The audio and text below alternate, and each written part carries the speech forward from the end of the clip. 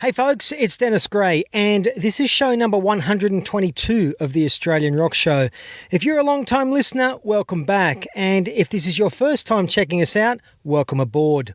In the late 1980s, guitar player Stuart Cunningham cut his teeth with Wollongong's seminal Proton energy pills, a band that included guys who would go on to greater success with Tumbleweed. And over the last 30 years, Stuart has risen through the ranks of Australia's underground rock scene with any number of significant bands, including Brother Brick, Asteroid B-612, and also his own band, Leadfinger. On today's episode of the Australian Rock Show, my brother Colin talked in great detail with Stuart about his life in rock and roll, the highs, the lows, and behind it all, some truly amazing rock and roll that continues to resonate with rock fans the world over. But before we get to the interview, let's get in the mood with a tune from 2016's critically acclaimed Friday Night Heroes album. This is Leadfinger with Champagne and Diamonds. Hey Stuart, it's Colin from the Australian Rock Show, mate. How are you? Good, mate. How you going? I'm good. Stuart, we've been wanting to have you on the show for some time, and it's great that we've finally have you on the phone to put the magnifying glass over a lot of the rock and roll that you've created with any number of bands, I guess significantly though, Brother Brick and Leadfinger. And good news is that Leadfinger, the band, have just released a 6-track EP called La Banda en España. How's my pronunciation? La Banda en España. You could say it. It wasn't too bad. Now that was just a bit of a fun thing. Okay. Now that was recorded in Spain when the band was on tour there, 2017. Includes some excellent covers, including Rod Stewart's "You Wear It Well" and a great cover of The Dictators' "Baby Let's Twist." Also some reworked versions of some of your other originals, including "Cruel City" and the excellent 14 Again. What can you tell us about that EP and how did it come together? Mate, it was good fun to have another crack at a couple of songs, and it was basically we had a couple of days off over there, and I thought in advance, look, it'd be good to just go into a studio and just bust out some songs that I figured we'd be in pretty good form by then, But it was like, and the studio time is pretty cheap over there, so. It really didn't cost much at all, and hoping to have a bit of a memento of the tour and we had sort of ambitions to do a bit more than that, but we were pretty tired by then, and realistically, by the halfway through the session, we're like, we really just sort of should be sitting on a beach and just taking it easy. But that's what we ended up with, those 6 songs, and it's a lot of I like most of it. Yeah, it's look, it's basically a little snapshot of what we were playing live over there. That was it.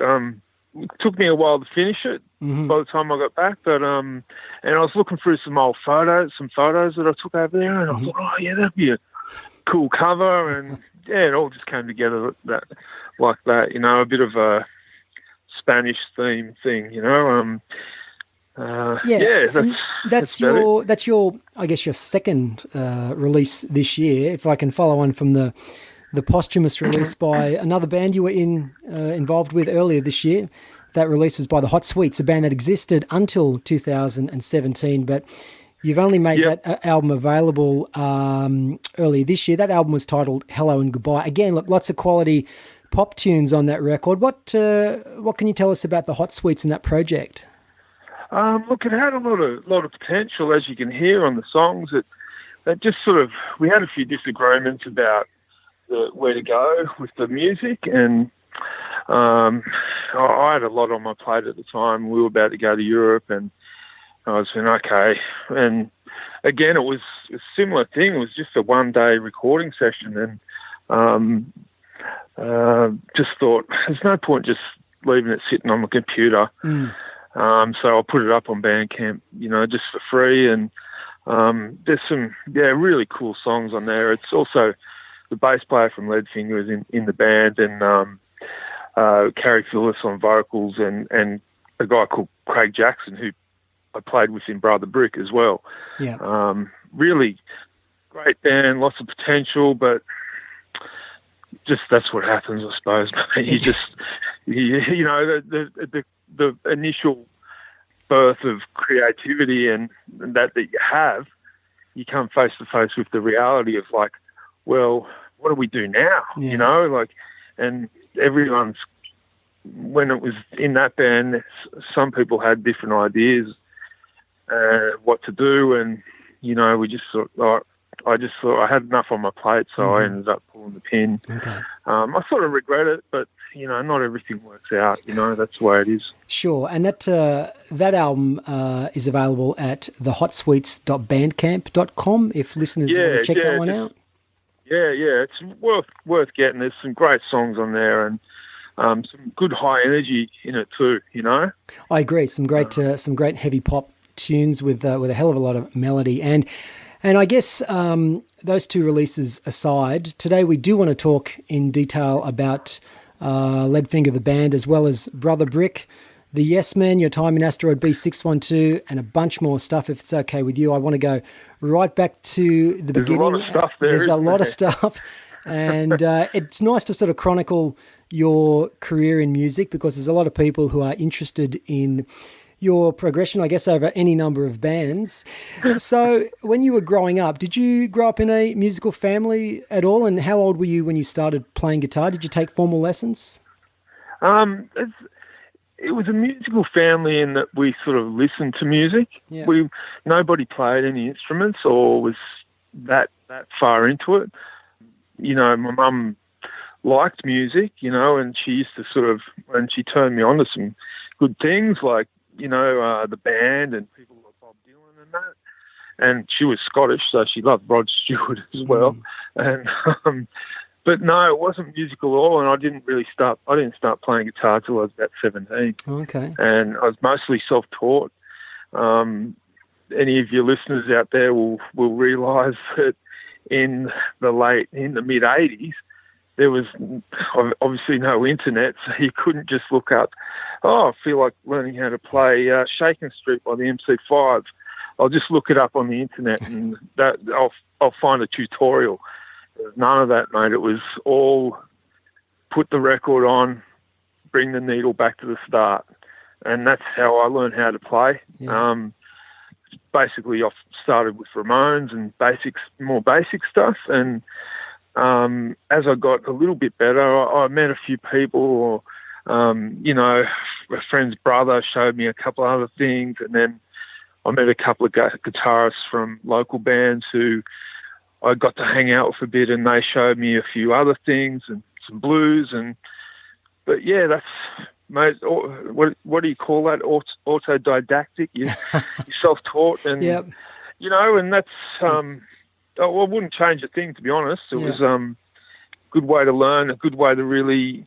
There's a lot of blues in my playing and what I love to do without being a blues player, but that's what I draw on, you know? So, and that goes back to how I learned how to play, you know? So you were a Wollongong guy, born and bred, is that correct? Yeah, I was actually born in Glasgow, Scotland, and came out here 10-pound poms when I was about 3. And and then left the industrial city to land in a booming industrial city, Wollongong. Yeah. So what was it like growing up in Wollongong in the 70s, and how has it changed? It was obviously, well, not obviously, but it was a lot more working class, a lot more humble than it is now. It's, you know, everyone worked at the steelworks or in mines or in manufacturing, and it's changed a lot now. And that's one of the things. When I started playing in bands, we were lucky because there were a lot of working clubs in Wollongong that were, a lot of them were ethnic based. You had the Ukrainian club, the Iron Workers Club, the Balkan Club, and these places were venues set up that catered to little, you know, minorities in the town. But when we started playing in bands, there was a huge recession, and the steelworks was laying people off. So these clubs were struggling to keep afloat. And just at the right time, in a way, it was so that we had plenty of places to play. They would open their doors to. Before it was like, they wouldn't let the freaks in, but now they had to let the freaks in, and the punks and all the weird dressing people and the alternative types we were allowed in the door because they needed us, and that was a great thing when I started playing in the around about 86, 87. Mm-hmm. Yeah, things really opened up. There was an upside to the economic downturn. Around that time, was that your first? We talk about sort of when you started playing those clubs. Was 86 the time that you meet Dave Lenny and Jay Curley and also Richie Lewis at high school and put together the Proton Energy Pills? Is that the period? At the end of high school, 86. So I already knew them all from. We all played soccer together growing up, and we lived in the same suburb basically, and we all knew each other. And went to the same school, and then, sort of all drifted together a bit more. They were in different years to me, and Dave was 3 years older than me, so we drifted together just because we realised we liked the same music, but we'd already met, so, it wasn't like put an ad in the paper or anything. It was, we just knew each other, and somehow or other, you run into each other and get talking, or I guess we were all, you take a look at how we dressed, and we look at each other and go, like finds like, yeah. So that was your first band, the Proton Energy Pills? Yes, it was, yeah. Okay. So let's talk a little bit about that band, a band who came, I guess, in time, as time's gone on, to be considered in many ways a seminal sort of pre-grunge act that paved the way for an unearthing of underground rock in Australia? Yeah, there's a lot to the story, and, we were sort of we were that bridge from the older school stuff like the Lime Spiders and, the Birdman and the Rifles, and we sort of bridged, we were a bit of a bridge to that more American style music. There's still a lot of the Aussie stuff in what we do, but we also were maybe a lot noisier, a bit, experimented a bit more and pushed things a bit more. It's like we had that sort of, where our other influences were like, the Replacements and Marnani and Dinosaur Jr. and even Sonic Youth, So we had that. Yeah, I guess we were that. I like to see it as we were a bit of a link to maybe from the 80s to the 90s. Mm-hmm. And probably... obviously... Oh, sorry, I was going to say as well, the thing is we were all very, very young, so it was when, you first started seeing all ages shows be put on, and even the first one that happened in Wollongong was the Proton Energy Pills. So I think a lot of kids saw us play and... we can do that, you know what I mean? It was a very fertile period for Australian rock and roll, particularly underground rock and roll. And as you identified, there was a ton of venues to play. And I guess that was the big difference between then and now, one of the differences. Yeah, and the thing is, as well, we were brave enough to go and try and play in Sydney. Most bands in Wollongong at the time didn't want it or couldn't. And we realised, like, hey, if we want to play and get some respect, we have to get out of here, you know what I mean? As much as we kind of had a love-hate relationship with our hometown, because I know a lot of people relate to that. They sort of, it's like people want to cut you down a bit, you know what I mean? But you have to you almost have to leave town to get the respect and then come back and you get a bit of respect, you know, and we were fortunate that we were able to do that, and it was something we were quite intentional about doing. It was once we got a bit more serious and got a bit better at playing, it was like, right, let's go up to Sydney and play, and show them how it's done. We started playing in the outer suburbs, and then we got into the inner city, and then we hooked up with Waterfront Records, and got a manager, and things fell into place pretty quickly from there. So I guess amongst a ton of gigs over the 4 years that the band were in existence, you played with everyone from Pill to the Buzzcocks, Mudhoney, Roland's bands. Of course, there's the association there with Dinosaur Jr. The 2 singles on Waterfront Records. When you look back at that period, I know you said you were very young. Are there any memories with that band that stand out for you, and why? Oh, mate, so many. Like, remember going to Melbourne to play the first time was mind blowing. You know, the enthusiasm of people down there, and we went down there and played install at Go Records. Uh-huh. That was really cool to go to a record store that's 2 stories. You know what I mean? It was huge, and the staff were really friendly, and great mix of people. Never met the guys from Dinosaur Jr, but they were in the crowd in the afternoon, and things like that. You know, really awesome gigs, driving around St Kilda and hearing your song played on the radio. It was all sorts of, mate, there's so many memories. Sure. I'll you know, those are the things that come to my mind that stick out. And look, we were having a lot of fun too. You know, it was we didn't take it that seriously, and that's probably partly why when things got too serious that we did sort of break up. You know, it was like, we didn't know how to deal with things getting serious. You know, you get all this pressure from outside, and people telling you should do this, and others saying you need to do that, and it gets a bit much, you know. And I guess you've identified something there that, I mean, you certainly mentioned some bands from overseas, such as Dinosaur Jr. And I suppose a little bit later in the piece, bands like Nirvana and their ilk came along. But for a lot of people locally who perhaps identify with that style of music, they were happy to go and support local bands playing an Australian or Australian variant of that kind of sound and style. Yeah, look, it was... things were a bit delayed, you know, back then. It didn't...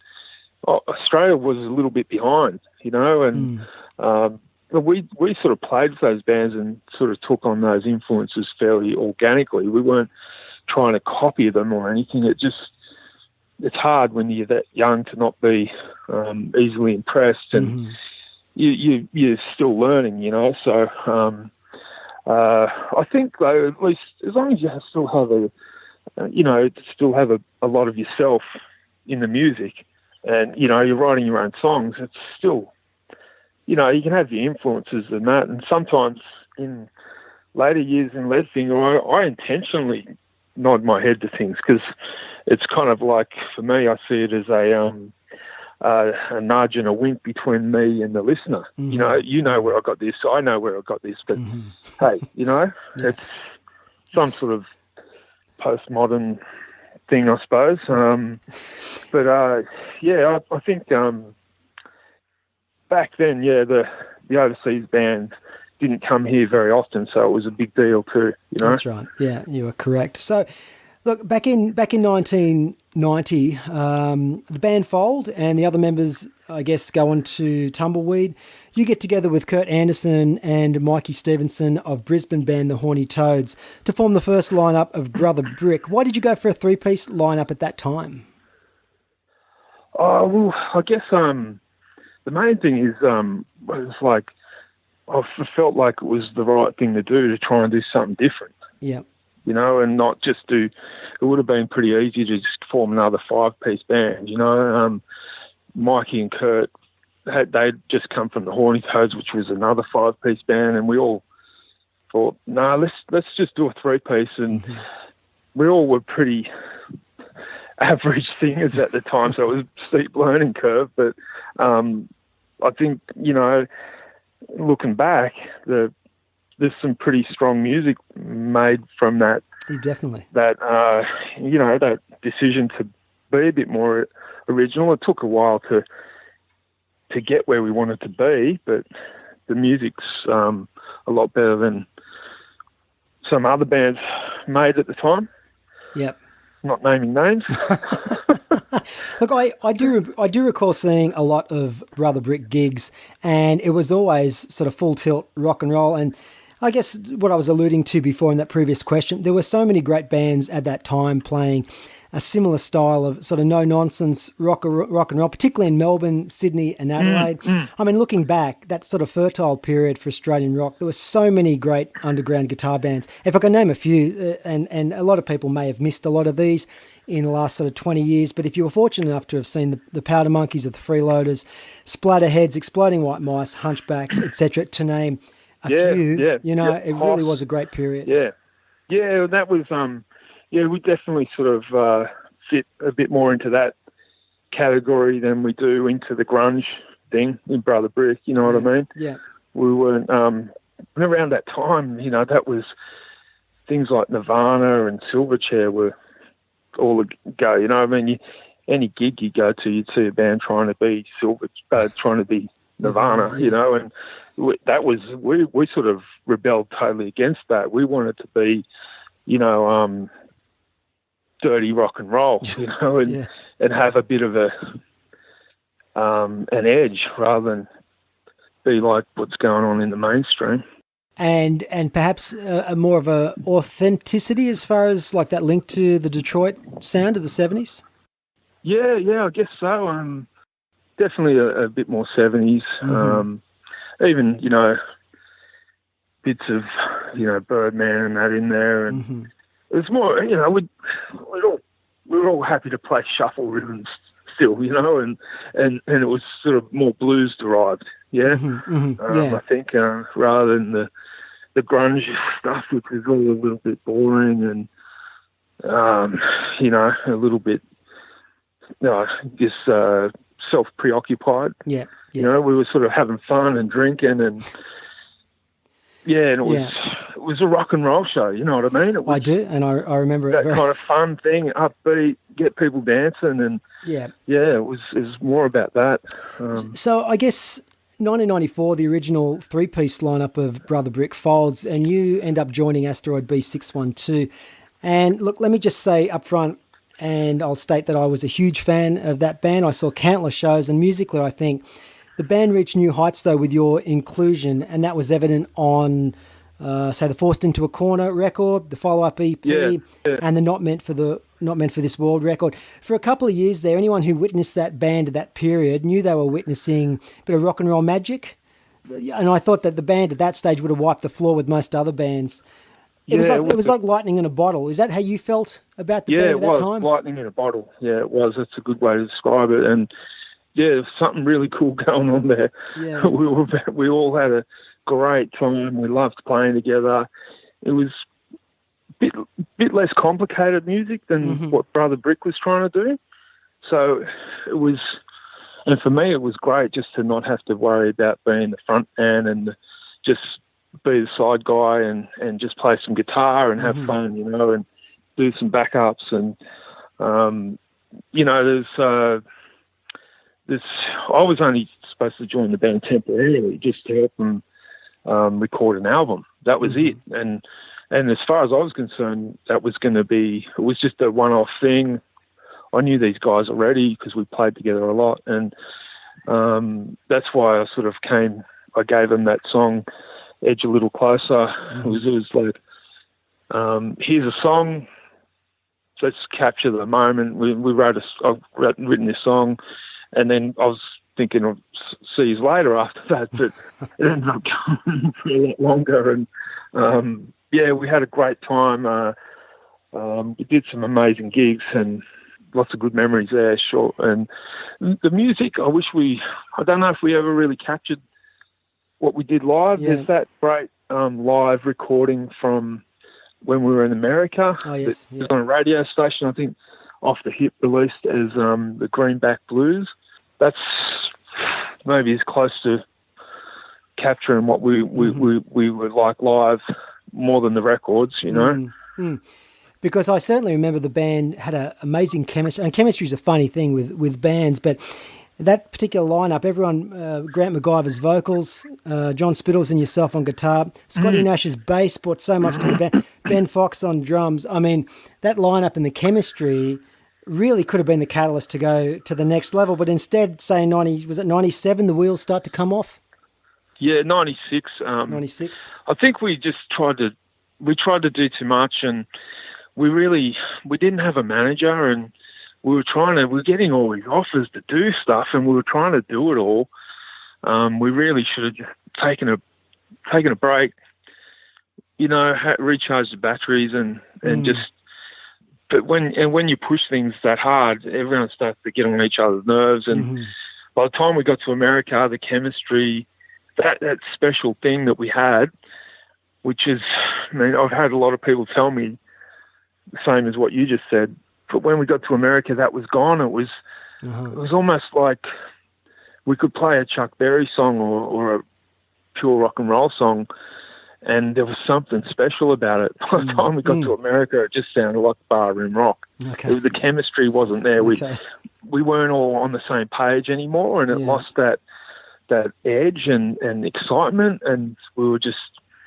It's a shame, but, again, I guess we were only pretty young. Still, I was only 27, I think. Yeah. And we just tried to do too much. And that's how it goes. And I guess, aside from, say, Ogogo coming to the party, there was little media support from my memory. There was certainly no Triple J support that I remember. And significantly, there was no Big Day Out, or there was no... That was a source of frustration? Oh, yeah, I suppose it was, and that's why we went to America. We thought, we'll show yous, we'll go to America, and and we had sort of records released there and interest in that too. So, if we had a manager, look, guys, just be a bit more patient. Yeah. Have a break. I'll see you in a couple of months. We'll book some other shows then. Something like that. So a cool hand steering the ship. Yeah. Whereas, and to Johnny's credit, he did the best he could. I know it's how hard it is to basically manage a band and play in it. It's it can be very intense and a lot of pressure. So, I think all that was frustrating.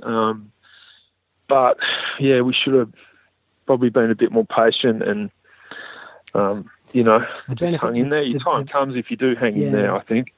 Look, in 1995, which just seems like yesterday to me, but it's not. 1995, I wrote in Vicious Kitten fanzine that the tune Edge a Bit Closer was the best Australian rock song in 10 years. Now, because I've written that, I still stand by that. And I do note that there is a re-recorded version of that tune on the new EP by Leadfinger. We're going to take a listen to that song now. We'll take a little bit of a break. Do you want to tell us a little bit about the re-recording of that tune? Look, we're going to Spain. I thought we should learn it. I said to the guys in Leadfinger, we're going to Europe. Let's learn an Asteroid song, a Brother Brick song. So we got something from the past up our sleeve just to... there's a lot of people over there who are fans of those bands. So that's why we were playing it at the time. And, just thought, let's put it down. I always wanted to do a better recording of it. I don't know if we did. Maybe we did. And I've got a friend of mine, Morgana, who was a singer in Nitocris. She's doing some backing vocals on it, which and also adds a nice touch. All right, well, we're going to cut to that tune now. This is off the new EP. This is Leadfinger and Edge a Little Closer. So after the split from Asteroids, you reform Brother Brick, albeit with a new lineup, and tour with the likes of Dead Moon, Zeke, the Powder Monkeys, the Onyas, and the Blood-Sucking Freaks, and released the album Portable Altamont. Super strong record, which saw the inclusion of a bunch of original tunes, as well as new stuff like Chip on My Shoulder, Rock and Roll Marie. Was it satisfying to finally get a full-length Brother Brick album out? Oh, yeah, it was the only reason why I kept the band going was because I had all these songs left over there from the first lineup, and I thought, I've really got to get this. I can't let these songs just fade away to nothing, you know what I mean? And that's the same thing. Basically, that's what happened with the Protons. My first band we split up, but we still had about 10 songs that we never recorded, that we were playing live, that were pretty good. And So that's why I kept the band going with some mates, and really glad that we did. It's a pretty good recording, actually. It's a great record. It's all right, yeah. But again, despite being respected by peers and people who dug underground rock and roll, similarly, there was no big day out opportunities or mainstream media or even Triple J support to expose the band to larger audiences. No, that's the way it goes. That is the way it goes, isn't it? I was just happy to get a CD out at the time, Cole, because it's funny how things change. Like back then, I had always in bands. We were always getting vinyl singles out and stuff, right. And everyone I knew, all my colleagues in other bands, they were always putting out CDs, and I was going, damn, where am I going to get a CD? and now it's totally changed. Nobody gives a shit about CDs. They only want to put their stuff out on vinyl. So I laugh about it a bit now, but at the time, it was like, oh, cool, I finally got a CD that I can give to people, because a lot of my friends weren't listening to vinyl anymore either, you know. So it was a good thing. Yeah, I was pretty excited. So even though Brother Brick finished in mid-2000, the late 1990s and 2000 were certainly busy years for you in terms of other projects. Ones that I remember, including Challenger 7 and the Yes Men. Now, both of those bands released albums that also should have gone on to bigger things globally. So let's talk a little about Challenger 7, who released an amazing power pop album called Paola with so many great tunes that certain people may remember. Rats in a Maze, Rock and Roll Sound, Hey Del Vecchio. Now, I know that project was put together with Ian Underwood from the Kryptonics, who are another band who a lot of people really dug. Did you guys have high hopes for that record? I know it did secure a release in Japan. I remember seeing it there. Yeah, that's right. Yeah, I think, it's one of those things that's easily to forget that it, and it got released on vinyl down in Melbourne too. And I think we were just happy to be making the music. I don't think we had any high hopes. So I remember speaking to the other guys in the band. They were a bit disappointed with how it was received and that more didn't come out of it. But myself, I was just, I don't know, I just lived on the same street as those guys and had played heaps of gigs with them. And after Asteroids, I was just looking for something to do. And I liked hanging out with those guys. And I think I was just content just to be making music at the time. I didn't really have, and it's a good album, no doubt about it. And I still get asked about it. And even Kent Steedman from the Sell the Rifles contacted me earlier in the year. Was it last year? Yeah, it must have been last year, asking if we'd reform and do a tour of the Rifles, because he really loved the Challenger 7 album. Okay. And, and so it's, and we're still waiting for Ian to reissue it, but hopefully it happens soon. I think he's just a family man these days, but it's good. I've been lucky to play with a lot of other people from other bands and my peers, like playing with Johnny and Asteroids, Ian in Challenger 7, and also Sean in the Yes Men. So. All right, let's talk a little about the Yes Men, if we may. The Yes Men had a high energy sound with an intensity that, not surprisingly, garnered comparisons to the Helicopters and that whole Sweden rock movement. But the distinction for me anyway was Sean Greenway's vocals. No one sounded like Sean. No, and he was a great lyricist as well. And it was very original. But if you like Sonic's Rendezvous Band and that sort of, that sort of rock was but it was still kind of original. It wasn't like copyist music, which is what I really love about it. And it was mate, we had some that in that case things obviously didn't go to plan, but we were sort of supposed to go on a tour through Europe with the Helicopters. But after the album came out, and then obviously what happened was Sean passed away. So that one's out of our hands. Yeah, we can't blame Triple J and the the disinterest of the Australian music industry there. We were actually just a bit of bad luck, a lot of bad luck, really. I guess that's as you've mentioned, those sort of situations can't be helped. But I mean, the ingredients for that album and the platform for it, a European tour with the Helicopters, it could have been the ticket for you.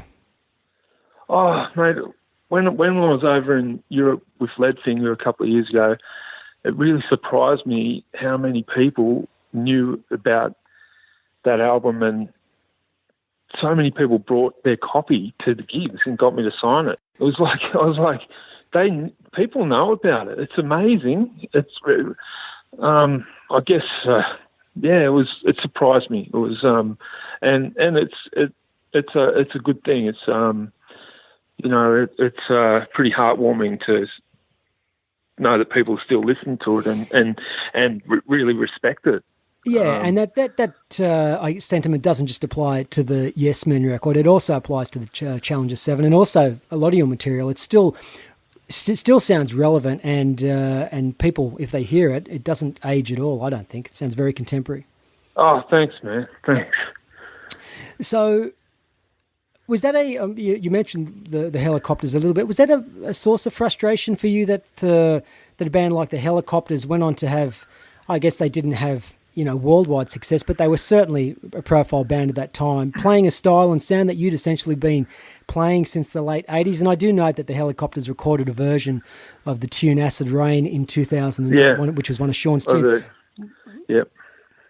No, it wasn't frustration. It was like more, damn, that's, we could have done that, and I'll go back again to what I was saying. Like, I mean, the Helicopters they worked hard, and they're very talented, but they obviously had good management and they're patient, and that's the thing. I'm sure Asteroids or the Yes Men would have been, and I love the Helicopters records. They're so well recorded. That's to me, that's what I think. Oh, that's what I really feel we missed out on doing. And I reckon we could have been contenders, for sure. But good management, I think, is a bit of a key. But then again, they seem to be pretty well supported in their home country, so maybe that's important as well. And we didn't really have that in a big way.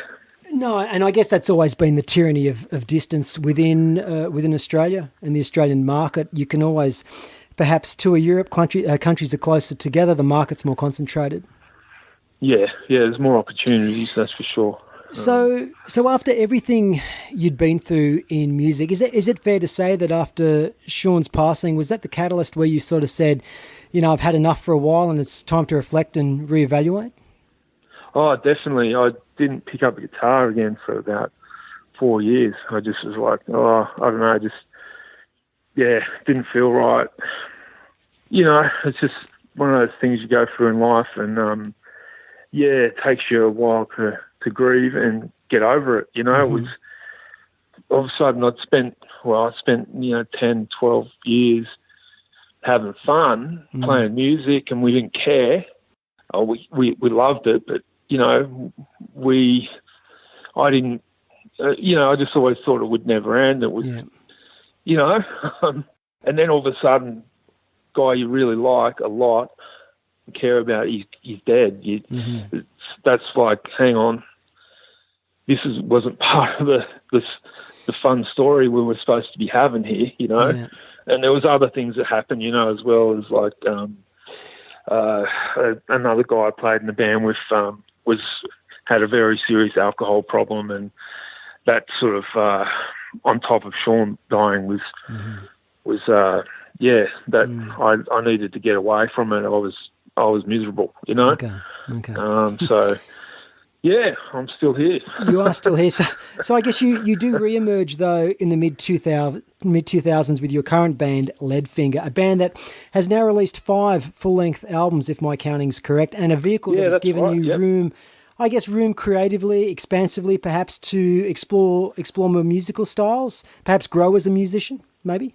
Yeah, it is. There's a lot of that in there. It's sort of dipped my toe in a few different genres in the band, but when I say that, it's more. Yeah, it's always going to be guitar based and that.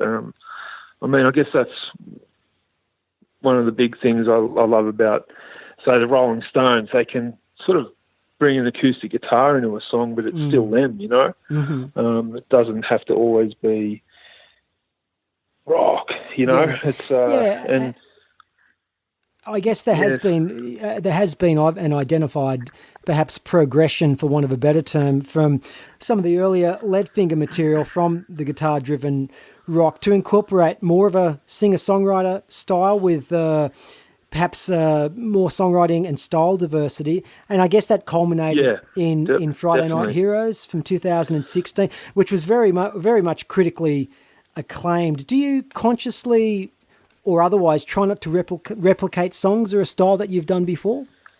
I try not to. Yeah, it's not easy to not repeat yourself, but I always tried to sort of keep moving forward, and like I could have just done the same thing.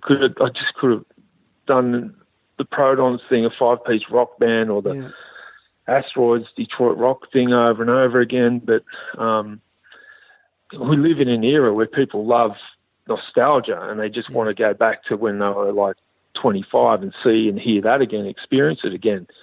So it's pretty hard to be in my shoes where you kind of, I don't know, sound like a wanker, but I'm not an artist, but I've always tried to have an artistic intent about what I'm doing and move forward and have something to say in my lyrics. So that doesn't fit in with what you were doing 25 years ago. Easily accessible to people, and you're challenging people to, hey, come on my journey and this is where I'm going and you might like it. That's a challenge for people. That's not what they're used to, Yeah. I think, you talked about songwriting. I think in much of your particularly recent material, in many ways, there's a sort of social commentary or an observational quality in a lot of the material. If you take songs like Lost in Suburbia, Older and Wiser, Appreciate, You're So Strange, Bite My Tongue maybe. As a songwriter, you've just sort of mentioned it, you do prefer to write about things that you observe around you, happening to you, things that inspire you as a songwriter? Yeah, I try to be subtle about it, though. I don't want to be too obvious. And, it's a lot of it's my own experiences as well. The last album we did, the Friday Night Heroes album, most of the lyrics I wrote, I tried to do it differently rather than, a piece of paper and acoustic guitar at home or whatever. I came up with most of the lyric ideas in the rehearsal room as we were working the songs up. So it was a lot more spontaneous. Yeah.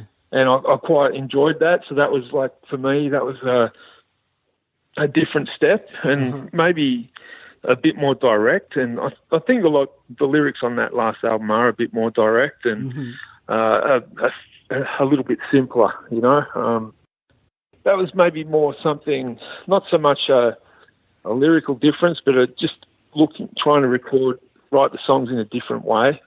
To try and, so like you're saying, so I wasn't repeating myself. I purposely went and tried to do it a little bit in a different way to what I usually did, which is the previous Leadfinger stuff. Mostly I would write the songs at home and you'd have them prepared. Some of them were, just singer-songwriter songs. You could get up on stage and play and sing them yourself and they'd still be the same song. So a little bit about the band Leadfinger. Now, guys, Reggie Screen, Dylan Hicks, Michael Boyle from Mudlungs from memory, all guys that have been with you for several years now. Now, we talked about chemistry before. There's the musical chemistry that comes with years of playing together. All those guys bring different parts to the table? Yeah, we work pretty well together. And I got an offer a few years ago to play in another band, and I went to a couple of rehearsals, and I was coming up with songs, and I was like, these are just Leadfinger songs. what am I doing here? Okay. I went back.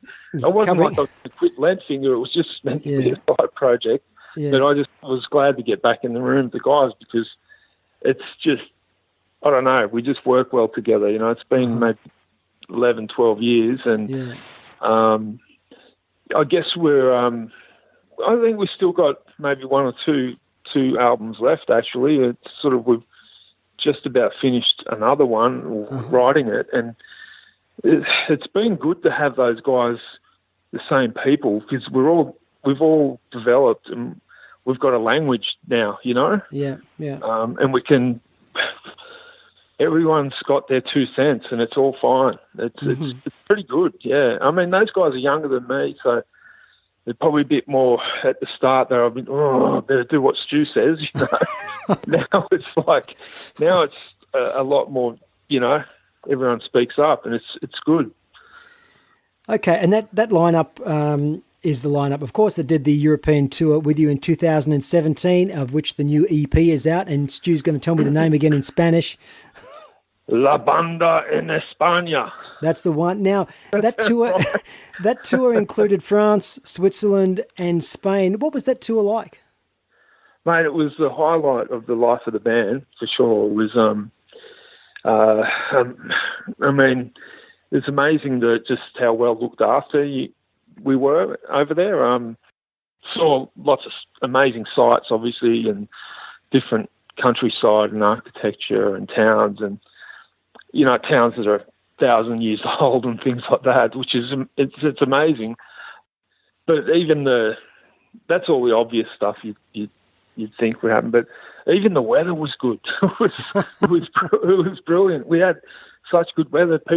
Everyone was still coming out because they said, "Oh, it's usually cold by now, but it's like Indian summer." You know, they're having. Yeah. The music was really well received, and you know, probably some of the best gigs we ever played.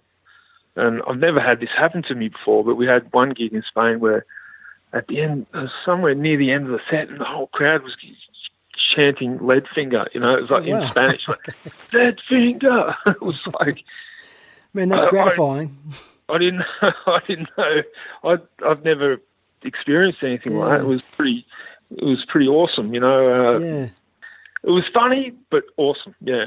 Okay, so you have dipped your toe back in the water a couple of times this year with the release of the Hot Sweets album and now the new EP. You just mentioned some new recordings for Leadfinger. Is that what's happening with you musically at the moment and current plans?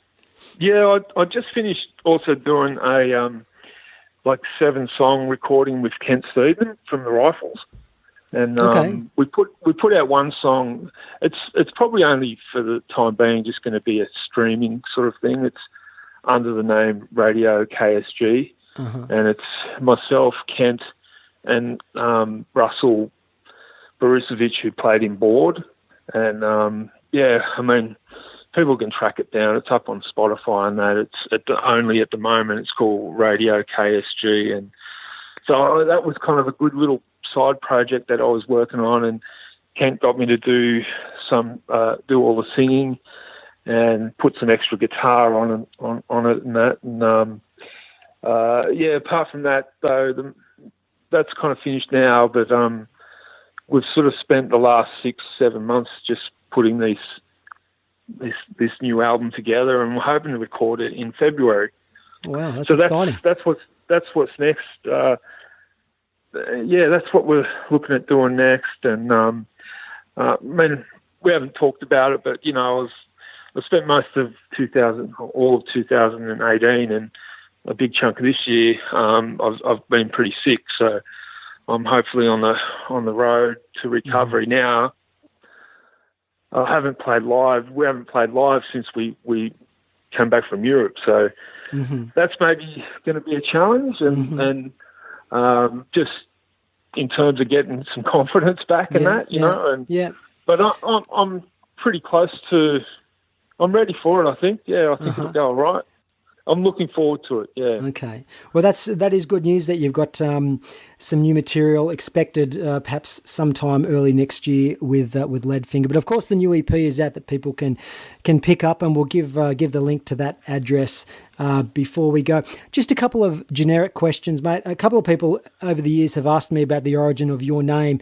Of course, we have Leadfinger the man and Leadfinger the band. Do you want to tell people the origin of the name? Oh, okay. Yeah. Well, when I was younger and growing up in Wollongong, we had I was about 14. We had we managed to buy an air rifle, and my brother, we used to play these stupid games up in the bush there, and my brother shot me with the air rifle, and the lead pellet embedded in my finger, and there was a lot of blood, and yeah, I had to go to the doctor and get it cut out, and then years later, the air rifle was gone as well. And then years later, when I was playing in Asteroid B-612, Scott Nash started calling me Leadfinger. I told him the story, and he thought it was pretty funny. And then he started calling me Leadfinger, and that's where the name came from. And then when I was I was thinking, what do I call this new band that I'm going to get going as 2005 or 6? I thought, I'll just call it Leadfinger. And then I can just, because I started playing on my own. I did some gigs on my own, and I didn't want to be Stuart Cunningham because I thought that was pretty boring. So I called myself Leadfinger, and then that became the band. Huh. Yeah. Interesting story. That answers a lot of listeners' questions about that one if they're wondering about the origin of the name. And kids don't play with guns; they're bad. I've still got the X-ray. So, you've still got the X-ray. Yeah. Now, look, another thing that you're known for is your love of pinball. What is it about pinball that appeals to you? Did you used to have a local pinball parlour that you used to go to when you were a kid? Yeah, around the time that I got shot with that air rifle, we lived next door to the pinball parlour. It was next door. And as you can imagine, I spent a lot of time in there and I loved it, And then when I formed Leadfinger, Reggie, the bass player, his brother, at his house, he had like 4 pinball machines that he'd fixed up. He had like $6 Million Man, and they were all pretty good. So that sort of rekindled my interest in them again. And it was, I don't know, it just goes back to my youth, I suppose. I think, I mean, a lot of people like the pennies, It's for those of us, fun. For those of us from a certain vintage, we all love that silver ball. Yeah.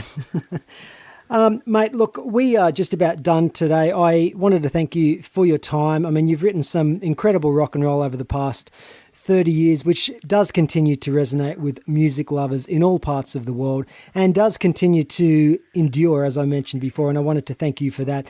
And also, health-wise, to wish you well for the future. We look forward to your new releases. And before you go, every guest on the show gets to request an Australian song. It can be one of yours or a song by an Australian band that has meaning to you. Is there something you'd like to choose? Yeah, look, I was thinking about this, and obviously there's so much to choose from. But one song I've really been enjoying, we've been sort of playing it in Leadfinger and just in the rehearsal room, is a song by the Eastern Dark called Julie Loves Johnny. And it's pretty short, and it's the closing track on their EP, Long Live the New Flesh, which is a classic. Yeah. Let's cut to that now. This is the Eastern Dark, and we'll catch you all next time.